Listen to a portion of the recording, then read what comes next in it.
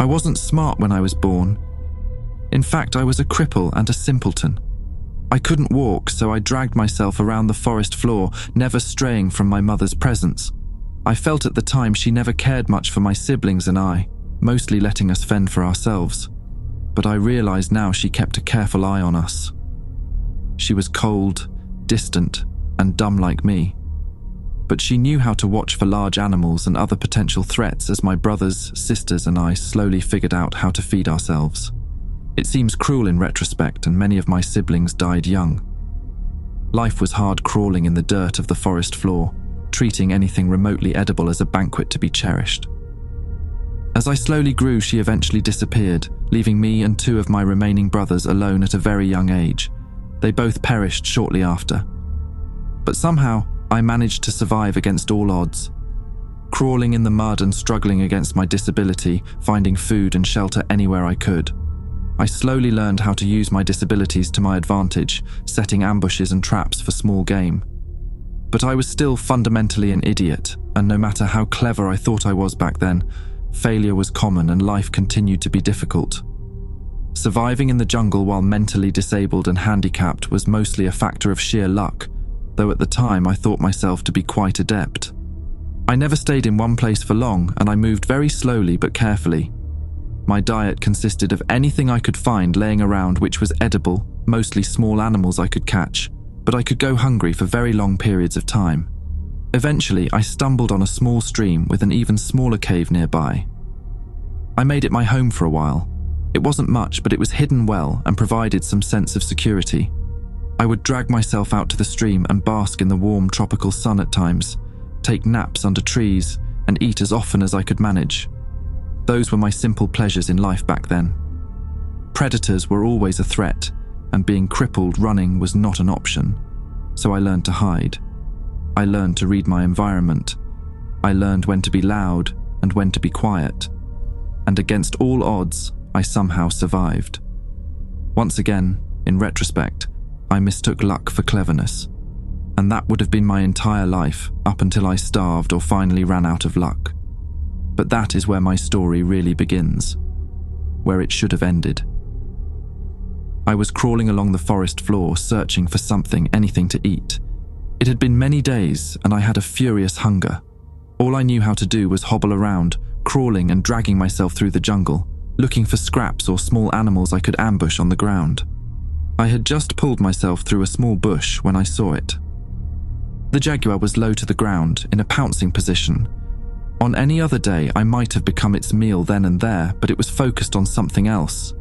I remained absolutely still, barely even breathing, hoping to not draw its attention. It crouched down even further, clearly preparing to strike, its eyes focused like only a hunter's can be. I dared a quick glance at its target, and what I saw was the most unusual bird, giant and dangerous in its own right. Bright and colourful, and nearly the size of the jaguar itself, it was a rainbow of feathers with a crown of plumage on its head. Of course, at the time, I didn't realise how unusual this creature was. All I knew was that this jaguar was going to try and take down the giant avian at any moment. And it did. Try to, at least. The bird took flight the moment the jaguar leapt, and it soared into the canopy, the cat pursuing. I remained still for some time to see if it would return, but eventually eased out into the small clearing. There wasn't much of interest, so I wiggled up the small hill the bird had been resting on, only to find when I reached the top that it was in fact a giant bird's nest. And to my delight, resting inside were 3 very large eggs of unusual colour. Of course I ate them all right then and there, and then dragged myself back to my usual resting spot. Sleeping with a full belly was always its own reward, but that was when things started to change. Over the next few days, I started to notice things I hadn't been aware of before. Small things at first, observations about my surroundings that I hadn't noticed before. The world looked a bit more colourful than it did, shapes a little more defined. I was able to pay attention to more things at once. As days turned to weeks, I started realizing I could make plans that were more sophisticated than just waiting silently for something to run by so I could grab it, or looking for scraps laying around. I started to devise clever traps, using rocks and other features of my environment to help me catch my food. Choosing my resting locations in places where bushes and leaves would ensure I could hear predators on the ground. I was still a cripple, but I was growing smarter. I also began to grow bigger, a lot bigger. I had been an underfed runt most of my life, but in the span of several months, I'd become a veritable giant. Well-nourished now and nearly 6 feet, all muscle. I still had to crawl around, but I could do so with a speed and vigor I had never known. I felt optimistic and elated, yet I had no idea what was still to come. As months turned to years, I was able to walk for the first time in my life. Few predators could stand before me now, as I stood nearly 12 feet tall, a titan of the forest with a strength to match. I strolled carelessly through the trees, eating what I wished, when I wished, where I wished. I built my first house out of stone and fallen trees. I was the king of the jungle. And I climbed my first trees. I will never forget it. Hundreds of feet up in the forest canopy, I finally reached the sunlight atop the tallest tree I could find and looked out upon my domain. Endless green as far as the eye could see in every direction. A playground which had once threatened to consume me, but which was now mine to explore freely. And so I did. I began to travel more. I discovered rivers, waterfalls, groves, huge cave systems, and giant sinkholes and lakes. And so many new types of plants and animals I'd never seen, frogs and birds, cats and spiders, animals which ate plants and plants which ate animals. Over time, I took a special love of watching the tree monkeys, as they were the only other animals which seemed to express an intelligence like my own. Which is why, when I found a small one which had been injured, I carefully collected it and took it with me. I nursed it back to health, fed it, earned its trust, and it became my little companion. There were no names back then, but none were needed. For the first time in my life, I felt genuine love for this one specific creature, my first friend. I had to take great care, as my growing never seemed to cease. By my memory and estimates, I may have been nearly 30 feet tall by then, and this little monkey was barely a fly by comparison. But the joy he brought me as we traveled together, as he gathered tiny fruits for me, and as he slept peacefully next to me, made me realize how lonely I had been all those decades wandering the forests all by myself. Always just watching, but never feeling like more than an observer anymore. When he finally died peacefully of old age, I was of course heartbroken. I knew it was coming. I had seen how he slowly weakened and deteriorated. While I seemed to defy the years and continue to grow, time shifted the world around me. Landscapes slowly changed, rivers altered, animals came and went. After he died, I retreated back to a more observational phase of my life again, mostly wandering the forest and indulging in the sights and sounds around me. I don't know how long I spent like that before they found me, other monkeys, but these ones were even more like me. They were extremely clever. They made noises at each other in rapid and consistent manners. They used tools like me, maybe even more clever than the ones I had devised. And of course they were terrified of me. I was a giant, towering over them, looming nearly as tall as the trees. I mostly left them alone, but would sometimes go and watch over them. They built strange houses out of sticks and leaves, not too dissimilar to the one I had built out of rocks, before I no longer had the need for such a thing. They even appeared to be able to wield fire and lit up the night in ways that I'd only seen from the thunder of an angry sky. As time went on, more and more of them would come and visit me, and I slowly gained their trust, even if their caution and fear never fully passed. I learned over time what their noises meant, and after some effort on my part, we were able to communicate quite well. They would often come to me and ask questions about the area. Good hunting grounds, water sources, places to make a new village. After all, I had been almost everywhere. One day, some of them started leaving strange carvings in stone around where I slept. I asked one of them about the artifacts, a youngling who had come to ask for my help removing a mighty tree which threatened to fall on his hut. He told me that they were left as offerings, so that I might bless them with good fortune. He told me how their lives are hard and short, and then told me that a god such as myself could surely make their lives better. That was the first time I had encountered the concept of a god. I had taken a liking to these little ones, so I had already been aiding them with my knowledge whenever they would ask for it. But he was right, I could do more. Much more. I remember the look of terror on many of the little people's faces as I towered over their village. Perhaps they were expecting some wrath for a perceived slight, I can't know, but I quickly made it clear I was there to help by removing the offending tree and setting it out of harm's way. Our relationship expanded quickly over the next few years, and they devised great and clever projects which took advantage of my size and relative strength. In those years, we accomplished in days what would have taken them decades on their own were it even possible at all. We even replaced the village huts with a more durable collective structure, stones stacked so tall that they dwarfed the trees around them. The giant pile of boulders was carefully stacked to create living space to spare. A crude pyramid of sorts, I would later come to realize. Things went well for a while, and I took a very active role in the lives of my new friends. It reminded me of my old monkey friend from so long ago, except this time there were many, and I could speak to them and share my thoughts and feelings. It was an exhilarating time for me, and we accomplished much. We dug trenches to allow water to reach areas where they could cultivate crops. We studied the stars together and speculated on the mysteries of the forest and the world. I watched friends be born, age, die, only for new friends to appear. After many, many years, though, the number of friends grew, and grew, and grew. Eventually, there were so many that they began to fight each other over what seemed to be the infinite bounty of the forest. Their noises changed, and I could no longer understand all of them anymore, only the ones I remained near. They began to ask me for help or blessings hunting other people, fighting other villages. I always refused. The tipping point came when the village I attended attempted to sacrifice a young girl in my name in order to gain my support in an upcoming raid. I had tried to tolerate them and understand them, but their pettiness had boiled over and I was exacerbated. There were too many people, too many villages, too many conflicts, too much sadness. It felt like I was crawling through the mud again, a dumb cripple, unsure what to do or where to go, and with little means to accomplish anything.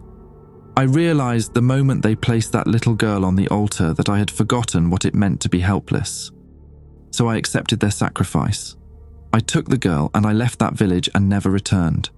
I went as far as I could away from that place and I did my best to take care of that little girl. She was small and frightened at first, but grew to trust me over time. We travelled south until we reached a great cliff with a waterfall far away from the little people. I built her a little house of stones at the top of the cliff right next to the waterfall, with a spectacular view of the forest below. I didn't even think to ask her name until she took the initiative to tell me much later. Names have no meaning in the forest, but I discovered it was Saket, an old and beautiful name I will never forget. We were together for a long time. She grew up, and once again more little people discovered us. Once again they would come and ask for advice at first, and once again their requests would grow to be increasingly more and more demanding. Untrusting of the little people now, I would often withdraw or refuse to speak to them. Often, I could not even understand their noises anymore. But Saket would take over and represent me in my stead when the weight of it all became too much. She even put feathers on her head like me in order to gain some trust and status from the visitors, so they would eventually come to understand that I trusted her. After a time, it almost became expected that she was the one you would speak to when you came to me, which I was fine with. She never once misrepresented me. We were both children of a similar fortune. Abandoned by fate, but then entrusted with something special we could use to help others, and I knew she could be trustworthy. I slowly came to understand that she was good at what she did. I watched her mend divides, forge alliances, and eventually even end a war. I was a simple person of the forest, but she was a politician and she knew how to use my name and power to change the little people, to make them better. I loved her, more than I even loved that little monkey. She was kind, gentle, but intelligent and uncompromising. She taught me things I'd never heard of, things she learned of from our visitors. We had no needs, so knowledge was paid for with knowledge. Forms of what I would later find were arithmetic, astronomy, philosophy, and more slowly arrived bit by bit.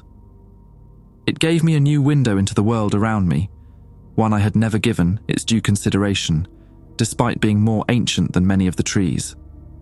It always amazed me that these little people were so creative and intelligent, and it was she was the one who in the end inspired me to put my faith in them again. I started to take a more active role once more, but being mostly stuck in one place, I studied and philosophized, and tried to make myself useful to the little people in the ways I could. I slurped up knowledge, and I offered it back to any who asked. I was too big to move so freely around the woods now without laying waste to it, but the little people seemed more than happy to come to me. Saket even gave me a name, and while the little people had called me many things before, this was the first one I truly took to heart. And in those years, my heart grew nearly as fast as I did. When she died, I was once again heartbroken. It was a tragic accident. Nearly 140 feet now, I was so massive it was hard to even move through the woods anymore without trampling everything in my path. I tended to just remain in the same spot near the top of the waterfall as a result, and spent most of my time asleep or staring out over the vast and beautiful jungle, framed by the mountains hundreds of miles behind it. I don't know why she had come so close to me while I was sleeping that night, or what cruelty of fate caused me to roll over, but when I woke up I found I had accidentally crushed her to death. I could barely even recognize her. I had seen the little people cry before, but that was the first time I myself had ever truly wept. I hadn't even realized I was capable of it. I retreated deeper into the forest after that, avoiding everything. Everyone was so small, and I was so dangerously large. I just wanted to go hide in a cave somewhere and never come out, but even finding such a large cavern now would seem nearly impossible. As was so often the case in my life, I do not know how much time passed, probably ages, but eventually the little people found me again as they always did. But this time it was different. They remembered my name. They brought me food and gifts. They once again asked for my knowledge and my help to save and improve their lives. I enjoyed their company despite my distrust, apathy, and depression. Eventually, though, they asked me to come with them to their town, and after much deliberation, I finally agreed. What I found when I arrived there was a landscape drastically transformed, the massive destruction of a forest replaced by farmland, and a great city made of stacked stone, much like the one I'd made so long ago, but much more refined and massive. And the number of little people was uncountable. The forest's devastation was so great that I could not even see the trees on the other side of the city. I just stood there, towering over everything, and felt horror ripple through me from my head to my toes. I felt as though this was somehow all my fault. I should have known this would happen. I should never have helped the little people, for they were so smart that the forest itself had become their prey. Or maybe I should have helped them more, taught them better to be stewards of the forest, not destroyers of it. I immediately left without a word back the way I came. They followed me yelling and crying my name for some while before eventually giving up and returning to their desolation of a home. I went further south, far further south. I dreamed about that bird from so long ago. Was it the last of its kind? What destruction had I myself wrought on it or its species when I ate its eggs? I wasn't intelligent enough to have such thoughts back then when I did it, but now it was always there in the back of my mind. How easy it truly is to destroy something beautiful out of sheer ignorance. I finally found a new cave, my cave, large enough for me to fit in snugly, and I went to sleep. As always, I do not know for how long. Ages most likely. And once again I was awoken by the little people. They hadn't changed much by my perception, but their noises were new. It took me some time to understand them again, but once I did, they told me of how things were. An empire, they said, greater than any before, and cities of stone which fed and housed vast numbers of little people. I could only barely imagine how so many of them could survive on the fruits of the forest, but they told me they no longer needed the forest. They claimed to have tamed the wilds. I remember at one point asking one of their supposed wise men what had happened to the old little people who I had once seen doing the same thing.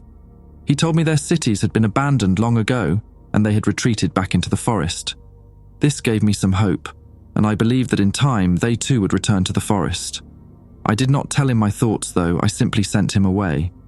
More and more of them flooded to me, and before I knew it, they were erecting monuments all around my cave, destroying trees and slaying animals in the process. I tried to chase them off, but they would always return eventually. I fled them in a fit of anger one night after years of fitful and interrupted slumber. I went further south. Eventually I found another home. One of many in my travels, but it was suitable. Deep, dark, and hidden in the bowels of a sinkhole. Nobody but I could get down this deep into the earth, so here I would finally be safe to rest. No more little people, no more sadness. But this time it was a different kind of noise. Grating, whirring, ripping noises, alien noises, and the smell of fire and ash. I don't know how long had passed, but when I woke, deep in my hidden chamber, I knew something had changed. These were not noises of the forest or even noises of little people. I had to investigate. When I peeked out of my cave, I stood up and looked over the trees to see smoke filling the air and huge swaths of forest completely burned to the ground. I went to go see what was happening and observed the little people burning and chopping and tearing at the trees with strange tools I had never before seen. Noisy tools. Violent tools. Some of them spotted me, and it wasn't long before they were screaming and fleeing in mass. I couldn't understand. There were no crops here. No city. Why were they destroying the forest, burning it to the ground even? Not even using the wood from the trees as they used to do. I walked through the devastation and saw it stretched out seemingly forever. In the distance, I saw strange buildings, very different from the stone and thatch ones I was familiar with, and vast herds of unusual animals I had never encountered before. The forest had turned to grassland at the hands of the little people. I stood watch over the area for a few years, frightening off those who dared trespass. I wandered around and patrolled, destroying the infrastructure the little people used to attack the forest wherever I found it. I took care never to hurt any of them, and it wasn't hard as they always fled in my presence. I became cold-hearted though, and felt the little people were a plague, a disease I had allowed to fester. Once again, I believed this was my fault, that it was something I could have prevented. Time continued to pass. Many suns, many seasons, many years. I remember one day I saw a strange bird fly overhead. I now know it was an aeroplane, but at the time it reminded me of the bird from when I was just a young cripple. Giant and majestic, beautiful. I tried to follow it, but it was far too fast, and I watched it disappear over the mountains. I remember wondering what new lands the bird would discover over there. Maybe ones without little people. No matter how much I tried though, I couldn't stop the destruction. Always small groups, simple tools, and a lot of fire. I could not be everywhere at once. I felt despair. Time passed, but an old man found me one day and spoke to me in new and unusual noises. At first I ignored him, but he persisted and slept nearby every night, refusing to leave. He would come every day and make the same noises at me. He seemed harmless, and I felt lonely, so on a whim I decided to let him stay for a while so that he might teach me the new noises. We were eventually able to speak more clearly. He gave me his name, Fabio, and he was also born in the forest. He told me many strange, wonderful, and terrible things. He told me about how the land was now used for raising cattle. He told me about how the silver bird was in fact a machine created by little people. He told me what he knew about science, about history, about society, that there were entire nations of little people all over the world, that the little people had conquered it all. I came to feel he was like me, for he seemed saddened by it. He said there was nobody left who understood the old ways, living in the garden and only taking what you require. He told me few people believed in me anymore, that I was just a scary story told to frighten frontiersmen's children, or just a mythology told in schools, that those who claimed to have seen me were met with disbelief. And he said he had seen me as a child when I had run off his parents at the edge of the forest, and that he had spent his whole life searching for me since then. The little people were always full of surprises. I took him in, and his welcome company and knowledge warmed me as I continued to hide in my cave. He taught me to play chess, he told wonderful stories, and even brought me books. I had seen the scratchings in stone from long ago and their meanings, but these were far more sophisticated. I learned to read, and I lusted after the knowledge. He would go out once every few months and bring back more books, photographs, and at one point even a motion picture for me, which I devoured greedily. Years passed almost in an instant, and I barely ever left the cave. Eventually he told me I would need to face my fears and do something about the encroaching little people who grew closer every day. But I knew he could see my wounded spirit, and he was kind and let me rest, never pressing me. He knew the little people had broken my heart, but what is broken can break again. And when he finally passed away a few years later, I found myself alone once more. Timeless, not like the tree, but like the very stone I dwelled in. I knew everything around me was ephemeral. It was all going to change and die anyways, so what did it matter what I did? And so I slept. I don't know how long. It might have been ages. Eventually I was awoken again by the little people's noises. Well, in this case, you specifically, of course. I remember thinking at the time that I was half tempted to snatch you all up and carry you to the edge of the forest and tell you never to return. But I observed you from a distance without intervening to see what you did. My trust of the little people was low enough by now that I was prepared to even squash you if you stepped afoul, but to my surprise, you all were nothing if not respectful of your surroundings. After several weeks of observing you, I saw you rescue animals, study the plants, record information. I saw you exploring and appreciating the wonder of the forest, just like the little people of old, just like I did.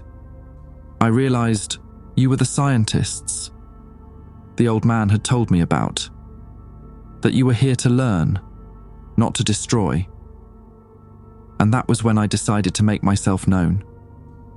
I knew you would be terrified, but I was used to that at this point. And I still remember the look on your faces when I first presented.